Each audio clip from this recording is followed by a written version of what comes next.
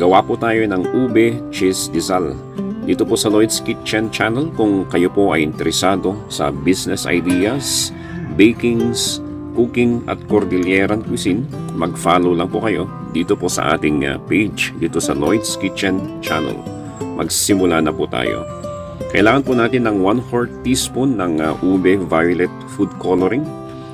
Ito, 1 1/2 cup ng ube halaya, 3 tablespoon ng butter, 1 1/4 cup ng tubig, 1/2 cup ng white sugar, 1 teaspoon ng asin at 2 teaspoon ng yeast, 3 cups ng all-purpose flour.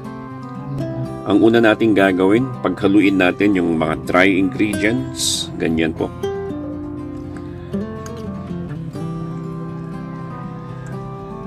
Okay, so gamit yung ating kamay, haluin lang po natin. Yung ating food coloring, ilagay po natin sa ating tubig, saka po natin siya ihalo. Masahin po natin sa ating bowl, saka natin i-transfer sa ating working table para masahin. Sa paggawa po ng dough, ito po yung challenging. Nasa 1/2 kilo lang yung ating harina, so pwede kong masahin yan. Madali lang po.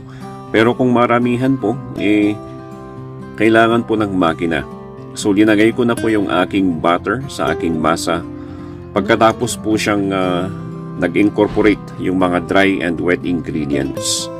At sa mano-manong masa, kailangan lang po ng tiyaga.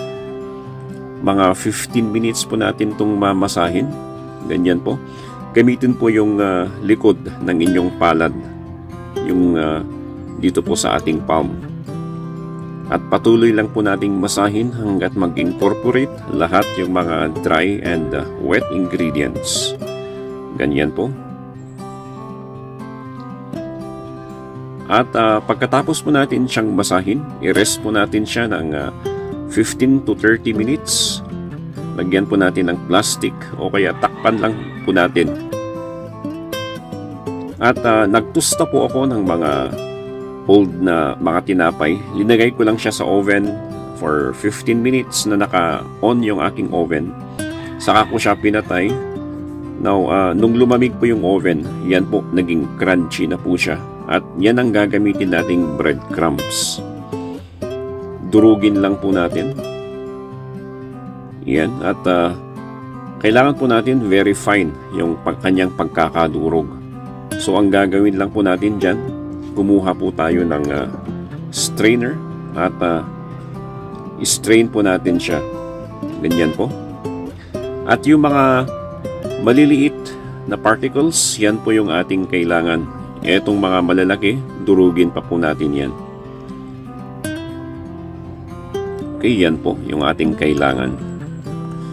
After 30 minutes, masahin ulit po natin yung ating dough.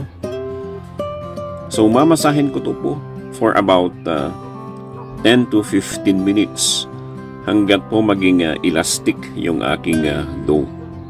Advice ko po, kung maramihan na po yung inyong gagawin, mag-invest po kayo ng makina.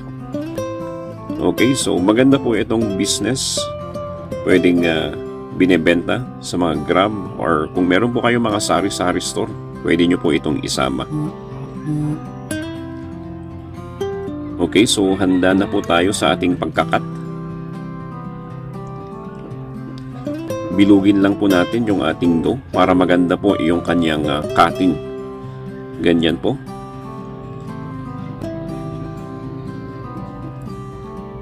So hatiin ko po ito sa 4 equal parts para gawin ko siyang parang mga baston. Kunin ko po yung isa at irorolyo ko po siya na parang baston para ikakat na po natin siya. So sa ating pagrorolyo, kailangan madiin po para po wala pong hangin sa ating masa or at least ma-minimize po yung hangin. Okay, so yan po. I-cut po natin siya sa maliliit na portions. At pag na-cut na po natin, ready na po tayong magpalaman. Ihanda po natin lahat yung ating mga kakailanganin. Kumuha po tayo ng pan. I-grease po natin siya o lagyan ng konting mantika. kumuha po tayo ng ating nakat na masa. Lagyan po natin siya ng palaman na ube halaya at lagyan po natin ng cheese. Yung aking ginamit na cheese ay cheddar cheese.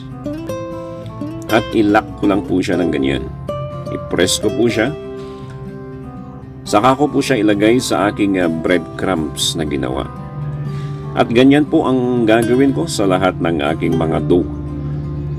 Now, sa recipe na aking ginawa, nakagawa po ako ng 31 na pandesal.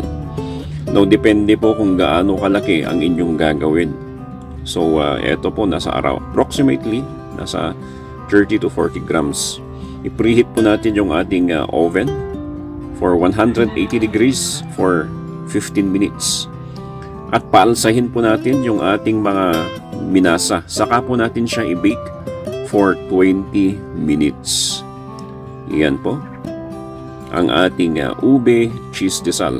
Masarap po yan at maganda pong isama sa inyong mga munting negosyo. Yan. At dahil meron po tayo mga Grab, pwede nyo po itong ipa-deliver sa mga Grab, sa mga nag-order online. Masarap po ito. Now, kung gusto nyo po ng mga iba pang mga recipe, visit nyo lang po yung aking YouTube channel sa Lloyd's Kitchen. At makita-kita po tayo sa susunod na recipe.